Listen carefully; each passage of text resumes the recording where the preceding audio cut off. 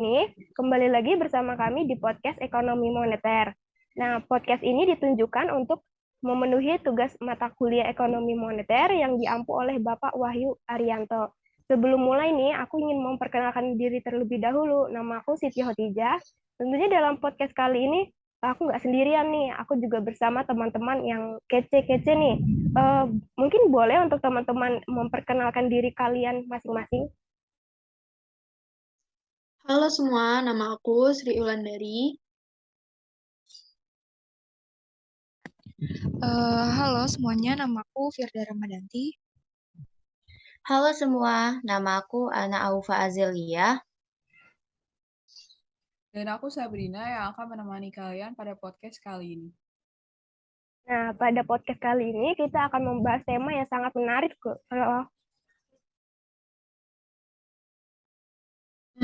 Kira-kira apa tuh?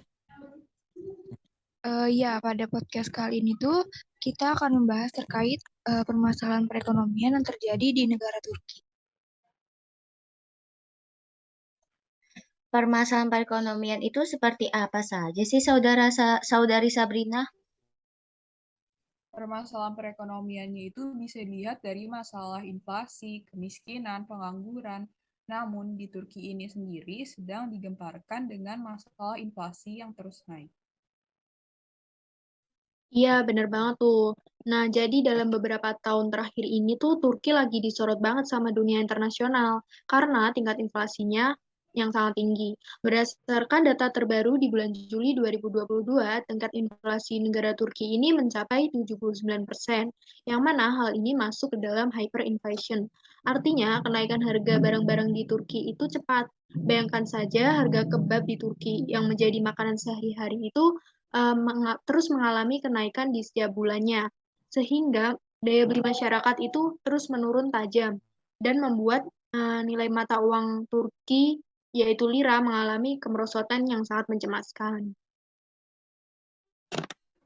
Nah, Saudari Wulan, memangnya apa sih yang menyebabkan permasalahan inflasi di Turki saat ini? Kenapa bisa sangat tinggi inflasinya?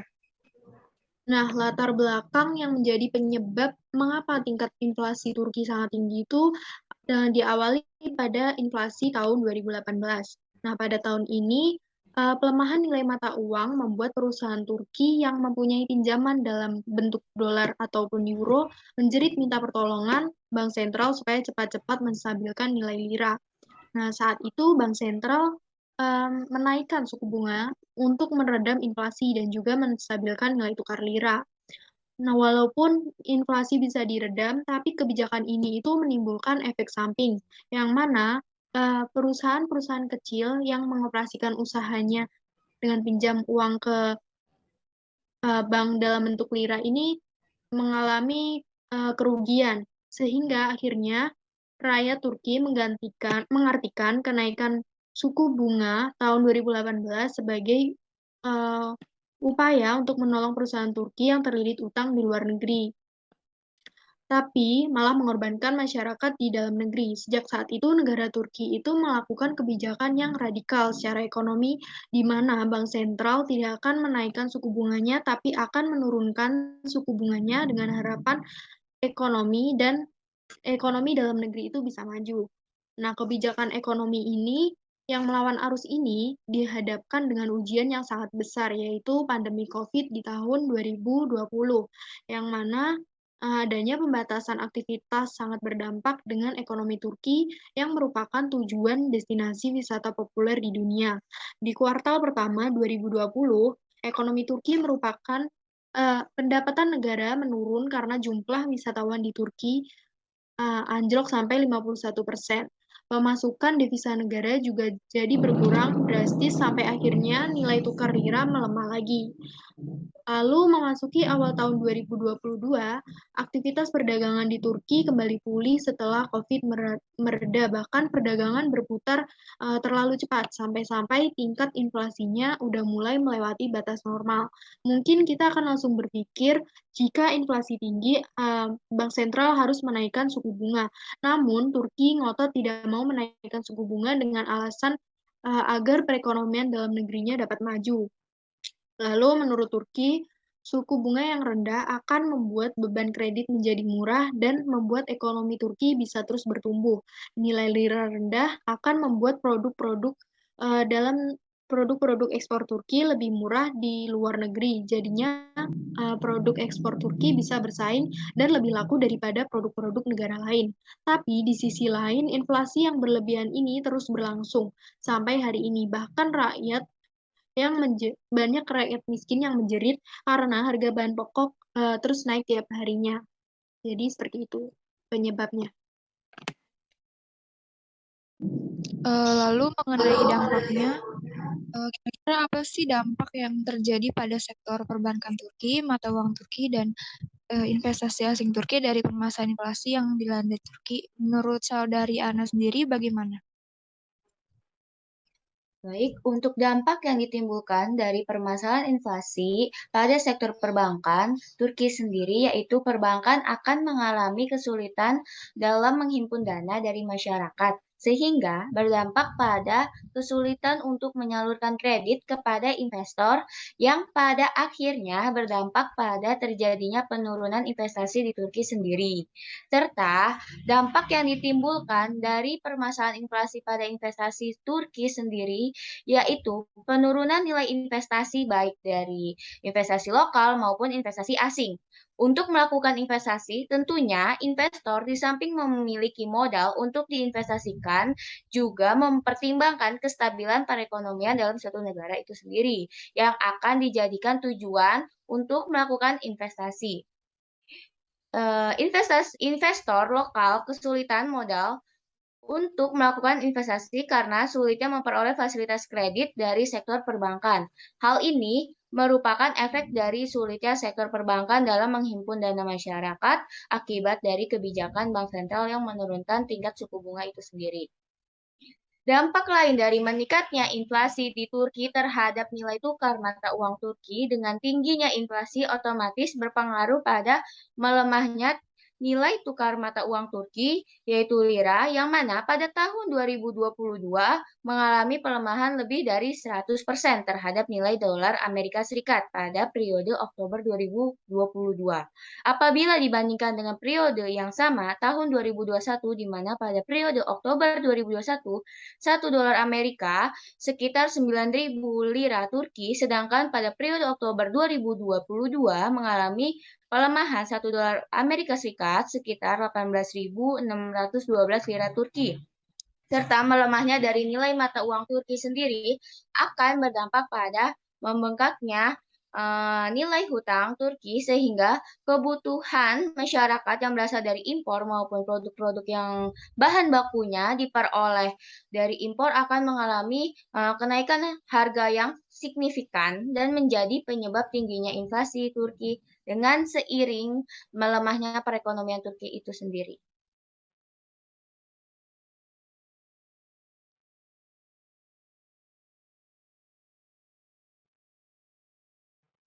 Wah, lalu apakah dampak tersebut bisa berpengaruh terhadap Indonesia terkait masalah inflasi di Turki ini? Untuk dampak yang ditimbulkan dari permasalahan inflasi Turki terhadap Indonesia sendiri, itu terdapat dampak negatif dan dampak positif. Nah, dampak negatif yang ditimbulkan dari permasalahan inflasi Turki terhadap Indonesia ialah ketika anjloknya mata uang lira lebih dari 20% terhadap dolar Amerika Serikat yang berpengaruh kepada perdagangan IHSG, Indeks Harga Saham Gabungan di Indonesia, akan mengalami kelemahan seiring dengan kelemahan yang terjadi pada bursa global belum adanya langkah-langkah pemerintah Turki yang mampu mendorong kestabilan mata uangnya yang jatuh ke rekor terbaru pada pasar Asia sehingga memicu kekhawatiran sejumlah negara terutama Eropa dan Asia. Ketika IHSG turun, maka para investor Turki akan menahan untuk berinvestasi. Bahkan investor Turki akan menarik investasi di Indonesia, yang mana berarti nilai investasi akan menurun. Nah, Investasi menurun akan berdampak pada menurunnya penyerapan tenaga kerja untuk negara Turki dan Indonesia sendiri, sehingga akan meningkatkan pengangguran yang berdampak pada meningkatnya tingkat kemiskinan, serta dapat meningkat angka kriminalitas. Selain itu, yang mana kita ketahui inflasi di Turki menyebabkan nilai mata uang Turki melemah, sedangkan hutang yang dimiliki Turki akan meningkat dan membengkak. Ketika hutang Turki sudah jatuh tempo, otomatis Turki harus membayar hutangnya yang menggunakan dolar Amerika Serikat, sehingga pada saat itu permintaan dolar akan meningkat. Karena hal tersebut secara tidak langsung akan melemahkan mata uang Indonesia walaupun tidak signifikan. Di sisi lain, untuk dampak positif yang ditimbulkan dari permasalahan inflasi Turki terhadap Indonesia sendiri adalah kerjasama dagang dan ekspor impor, yang mana ketika Indonesia mengekspor komoditas ke Turki seperti minyak nabati karet, alam, fibers, stainless steel, dan trafo listrik, dengan kondisi Turki yang sedang inflasi itu akan menguntungkan dikarenakan ekspor komoditas ke Turki harganya akan lebih mahal, sehingga dapat menambah pemasukan untuk devisa Indonesia sendiri dibandingkan ketika Turki tidak inflasi dan ketika Indonesia mengimpor komoditas dari Turki seperti karbonates, tembakau, borate, furnace, aksesoris, dan benang, dengan kondisi Turki yang sedang inflasi itu akan menguntungkan dikarenakan mengimpor komoditas dari Turki harganya akan jauh lebih murah dibandingkan ketika Turki tidak inflasi. Oke, terima kasih Saudari Yana atas penjelasannya. Yang selanjutnya, jika kita melihat masalah inflasi yang terjadi di Indonesia dan Turki, menurut Saudari Siti seperti apa perbandingan masalah antara kedua negara tersebut? Jadi untuk perbandingan permasalahan inflasi di Indonesia dengan Turki itu sangat berbeda jauh ya. Untuk Turki itu sangat besar. Nah, untuk di Indonesia sendiri, inflasi sepanjang tahun 2022 itu untuk periode Januari 2022, untuk per bulannya itu dia mengalami inflasi sebesar 0,56%. Namun di bulan September tahun ini dia naik menjadi 1,17%. Untuk per tahunnya, inflasi Indonesia itu di bulan Januari 2,18%, naik juga untuk di Septembernya itu sebesar 5,95%. Untuk inflasi di Turki sendiri, untuk per bulannya itu dia mengalami penurunan, namun untuk di per tahunnya dia mengalami lonjakan. Untuk di bulan Januari 2022, inflasi Turki itu sebesar 11,1%, namun turun di bulan September tahun ini sebesar 3,8%. Untuk per tahunnya sendiri, di Januari itu 48,69%, dan di Septembernya itu sebesar 83,45%. Nah, Turki mengalami inflasi ini sebenarnya sudah tinggi sebelum konflik pecah antara Ukraina dan Rusia. Ironisnya, upaya pemerintah untuk meredam inflasi tidak menghasilkan apa-apa. Pemerintah Erdogan sudah menaikkan upah minimum secara drastis, tapi itu hanya mengakibatkan harga-harga naik lebih tinggi lagi. Setelah konflik pecah di antara Ukraina dan Rusia, harga-harga justru makin melonjak, terutama yang berkaitan dengan energi dan bahan bakar. Karena Turki ini memenuhi hampir semua kebutuhan energinya dengan impor. Negara itu sangat terpukul dengan kenaikan harga minyak dan gas di pasaran dunia. Bersamaan dengan itu, harga makanan dan minuman non-alkohol juga naik nih hampir 2 kali lipat selama setahun terakhir. Turki ini tengah mengalami situasi yang sulit karena inflasinya melonjak tajam hingga 74% di bulan Mei tahun 2022. Karena hal ini dipicu tidak adanya subsidi untuk menekan kenaikan harga energi.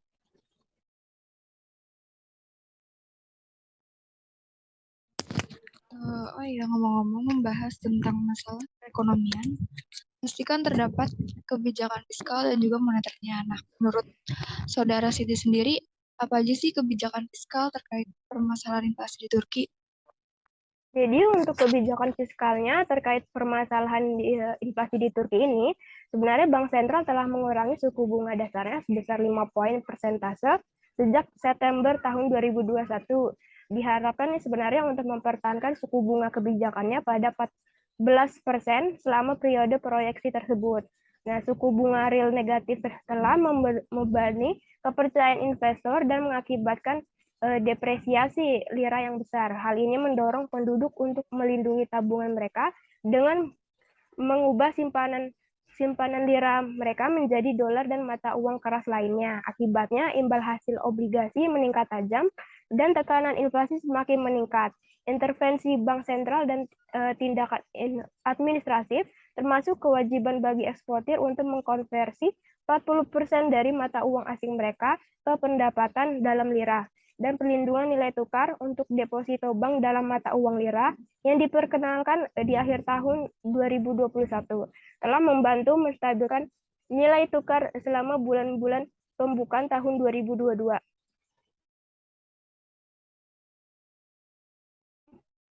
Tahun 2022, tetapi telah melemah lagi nih di bulan Mei. Nah, kebijakan fiskal akan tetap mendukung selama periode proyeksi dengan peningkatan di sektor publik upah dan dukungan bagi konsumen energi. Untuk mengurangi harga energi yang lebih tinggi, pemerintah telah mengurangi pajak pertambahan nilai listrik mereka yang digunakan untuk perumahan dan irigasi pertanian, dan telah memberikan subsidi menjadi 4 juta untuk rumah tangga yang ada di Turki. Jadi seperti itu penjelasannya. Oh, jadi seperti itu ya. Kalau dari sisi kebijakan moneternya bagaimana menurut saudari Sabrina? Nah, untuk kebijakan moneternya sendiri, kebijakan Turki ini bisa dibilang cukup unik dan berbeda dari yang lainnya. Gimana enggak, ketika yang lainnya inflasi bakal berusaha buat naikin suku bunga, Turki malah buat kebijakan untuk nurunin atau pangkas suku bunga mereka. Nah, ini di kebijakan moneter Presiden Erdogan, yaitu kebijakan Turkiye Cumhuriyet Merkez Bankası atau TCMB. Pas November 2021, kurs lira Turki ini anjlok hingga 18% atau berkisar 13,45 per dolar Amerika Serikat. Dan sebenarnya tuh sejak awal 2021 nilai mata uang Turki ini udah merosot hingga 45%. Dan angka ini merupakan level terendah loh dalam sejarah kurs lira di Turki. Dan kalian tahu nggak sih kalau kemerosotan ini terjadi pasca Presiden Erdogan ngambil kebijakan buat nurunin suku bunga. Nah, ada juga kebijakan buat perpanjangan pemotongan pajak bagi hasil dan tabungan. Jadi, kebijakan ini ditujukan untuk menekan angka lira Turki yang semakin melemah. Dan Turki juga kasih lagi kebijakan penerapan reformasi ekonomi. Dan kalian tahu nggak kalau kebijakan ini pernah diterapin di Turki juga sebelumnya. Kalau nggak salah di tahun 2009 sama tahun 2015. Dan pas Mei 2021, Presiden Erdogan mengumumkan akan menerapkan kebijakan reformasi ekonomi melalui efisiensi produksi berupa pengembangan ekonomi domestik dan nasional yang ditunjukkan untuk menekan angka impor dan meningkatkan ekspor di Turki. Dalam kebijakan ini, Turki bakal berfokus ke beberapa hal, yaitu keuangan Turki, inflasi, dan sektor keuangan sebagai bagian dari stabilitas makroekonomi. Wah, itu kan makin menarik aja nih seputar pembahasan inflasi Turki. Nah, iya bener banget tuh. Kita jadi dapat banyak informasi dan pengetahuan lagi ya. Tapi kayaknya masih banyak informasi yang perlu dikulik deh mengenai masalah inflasi di Turki ini. Oh iya, benar banget tuh. Jadi masih ada pembahasan lagi tentunya seputar permasalahan inflasi yang terjadi di Turki.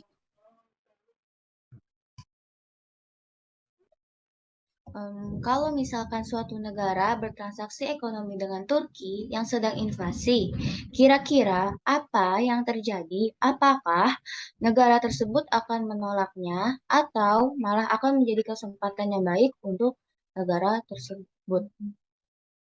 Nah, menurut saudari Sabrina, seperti apa sih contohnya dari kasus tersebut?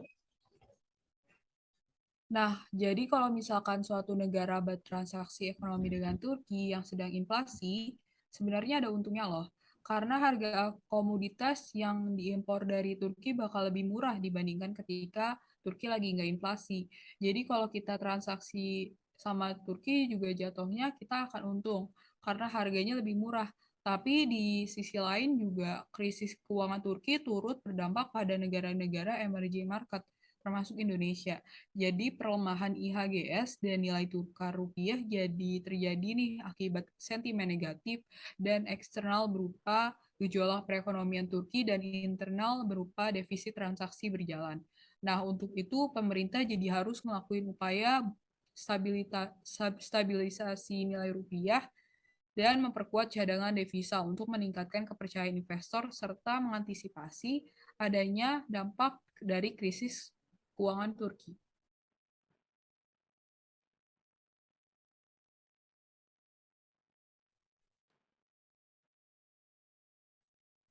Oke, jadi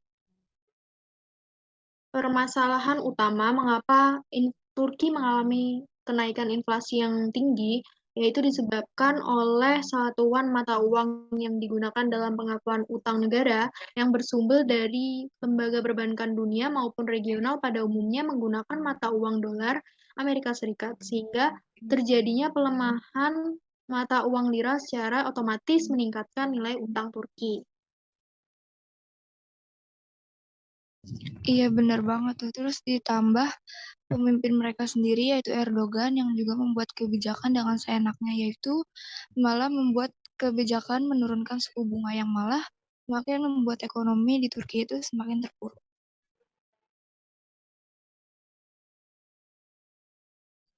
Kira-kira kenapa ya alasan Presiden Turki Erdogan membuat kebijakan itu? Bagaimana menurut pandangan saudari Sabrina sendiri?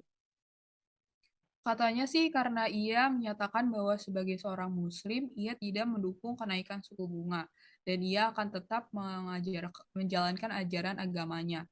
Ini adalah perintah dan di mana berdasarkan syariat Islam itu muslim dilarang menerima atau memetik bunga pinjaman karena menurut ajaran Islam memetik bunga pinjaman disebut riba dan hal tersebut tentunya dilarang. Oh iya, dan juga menurut Presiden Erdogan sendiri, ia memandang bahwa suku bunga sebagai keburukan yang membuat si kaya makin kaya dan si miskin makin miskin. Makanya itu dia membuat kebijakan menurunkan suku bunganya.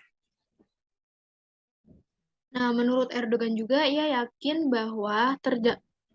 terhadap kebijakan yang sekarang ini bahwa suatu saat nanti ekonomi di Turki itu akan kembali pulih.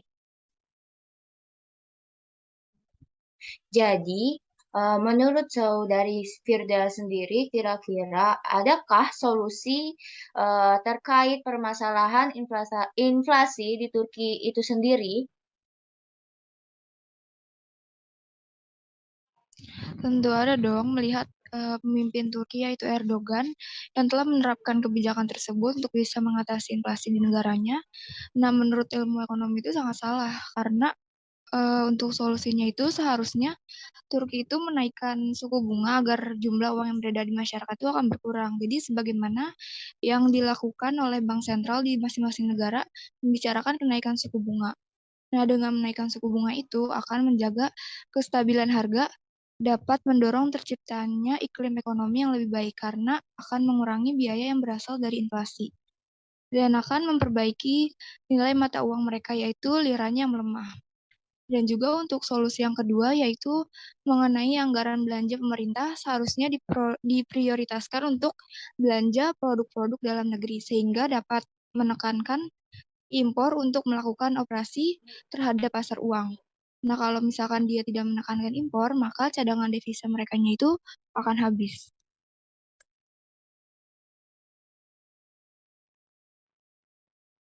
Oh iya, benar banget ya. Tapi naikin suku bunga juga harus bisa mempertimbangkan dan memprediksi ke depannya. Dan pastinya itu hanya sebuah solusi yang seharusnya dilakukan oleh Turki. Oke, kalau begitu sebelum mengakhiri podcast kali ini, jadi kesimpulan apa yang dapat kita ambil ya menurut Saudari Firda? Jadi kesimpulan yang dapat kita ambil yaitu ketika terjadinya krisis ekonomi di Turki dimulai sejak tahun 2018, yaitu ditandai dengan tingginya inflasi yang terjadi, di mana pada periode Oktober 2022 menembus angka 83,4% dan melemahnya nilai tukar mata uang Turki yaitu lira. Ditambah pada tahun 2020 sampai 2021 yang dimana terjadinya pandemi COVID-19 hingga sampai saat ini tingkat inflasi Turki itu sampai tembus 79%. Nah, melihat hal tersebut sehingga membuat Turki ini dipandang sama dunia internasional karena tingkat inflasi negaranya itu yang tinggi. Nah, dalam hal itu Bank Sentral Turki itu justru malah menetapkan kebijakan menurunkan suku bunga sebagai acuan perbankan dengan tujuan untuk mendongkrak pertumbuhan ekonomi Turki dan potensi ekspor dengan nilai tukar yang kompetitif. Namun kebijakan ini tuh malah membuat nilai lira itu semakin rendah dan inflasinya itu semakin menggila. Nah, dari krisis ekonomi Turki ini juga berpengaruh terhadap Indonesia, yaitu terhadap perdagangan IHSG, Indeks Harga Saham Gabungan. Di Indonesia ini mengalami kelemahan. Nah, ketika IHSG-nya itu turun, maka para investor akan menahan untuk berinvestasi, yang artinya nilai investasinya itu yang turun. Nah, menurunnya investasi itu akan berdampak pada menurunnya penyerapan tenaga kerja, sehingga akan meningkatkan pengangguran yang berdampak pada meningkatnya tingkat kemiskinan dan juga tingkat kriminalitas. Oke, sepertinya teman-teman kelompok 5 ini sudah sangat paham dan antusias sekali dalam menjelaskan terkait permasalahan inflasi yang terjadi di Turki ini. Teman-teman yang mendengarkan pasti juga sudah memahami apa itu inflasi Turki, kenapa yang menyebabkan Turki menjadi inflasi, dampak-dampaknya seperti apa, lalu seperti apa yang harus solusi yang harus dilakukan oleh Turki ini. Nah, maka dari itu kami dari kelompok 5 ingin mengucapkan banyak terima kasih kepada Bapak Wahyu Arianto selaku dosen mata kuliah Ekonomi Moneter serta para pendengar yang telah mendengarkan podcast kami ini. Kalau begitu, untuk pamit undur diri, saya Siti Hotijah. Saya Ana Aufa Azelia. Saya Sri Wulandari. Saya Firda Ramadanti. Dan saya Sabrina pamit undur diri sampai bertemu di podcast kami selanjutnya. Sampai jumpa semuanya. Mohon maaf apabila ada kesalahan. Terima kasih. Wassalamualaikum warahmatullahi wabarakatuh.